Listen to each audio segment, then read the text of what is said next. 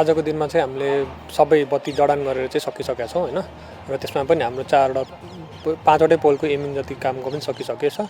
So अब हामीले बाँकी भएको काम भनेको लाइटको मेजरमेन्टको टेस्टिङ हुन्छ हैन त्यो चाहिँ भयो हामी आज भोलि हैन गर्नेछौँ त्यो कामहरू चाहिँ। त्योभन्दा बाहेकको अरू अब सानोतिनो कामहरू जस्तो हाम्रो फेन्सिङहरूको कामहरू हैन जेनेरेटरहरूको कामहरू फाटफुट अलिअलि बाँकी हुन्छ त्यो सबै कामहरू हामीले पर्सिसम्म सकेर अनि ह्यान्डओभर गर्ने चाहिँ प्लानमा चाहिँ छौँ।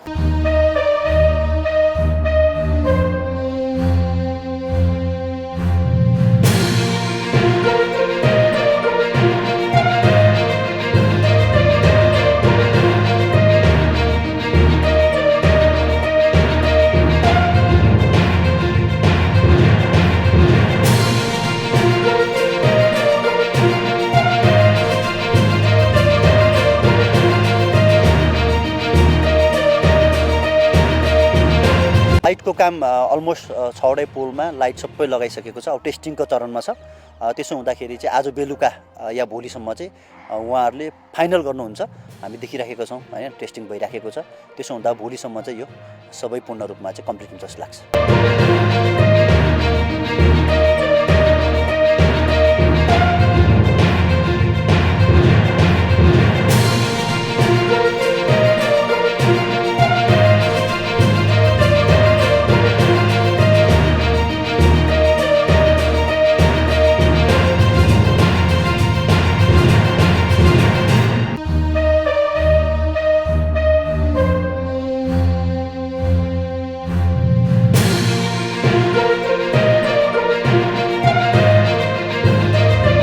भर्खरै टिकटिङ पार्टनरसँग यसो बुझ्दाखेरि उहाँहरूले फर्स्ट डेको ओपनिङ म्याचको टिकट सोल्ड आउट भइसक्यो भन्ने जानकारी आएको छ। सोल्ड आउट भएको हो।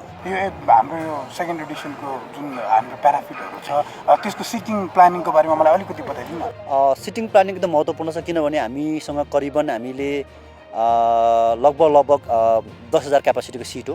हामीले लास्ट इयरको चोबार इन भन्ने हाम्रो जुन धेरै दर्शक आएर हेर्ने ठाउँ छ त्यसलाई चाहिँ हामीले चाहिँ sponsors John Siddhartha bank red bull र एन्जेल सँगसँगै सिजनल पास र क्यान हस्पिटालिटी र तपाईँको चाहिँ प्रिमियम टिकट जसले खरिद गर्नुहुन्छ त्यो चाहिँ यो साइडमा आएर बस्नुहुन्छ र बाँकी नर्मल दर्शकहरूले चाहिँ रेगुलर सिट साइडमा आएर बस्नुहुन्छ र हामीसँग ओनर्स लाउन्जहरू पनि पूर्ण रूपमा तयारी भइसकेको छ। विगत लास्ट एडिसनमा भएको फर्स्ट एडिसनमा भएको जुन ओनर्स लाउँछ त्यसलाई नै हामीले कन्टिन्यू गरेका छौँ र क्यान बक्स सँगसँगै हामीले प्लेज रिलेटिभ्सको लागि चाहिँ ठाउँहरू बनाएको छौँ।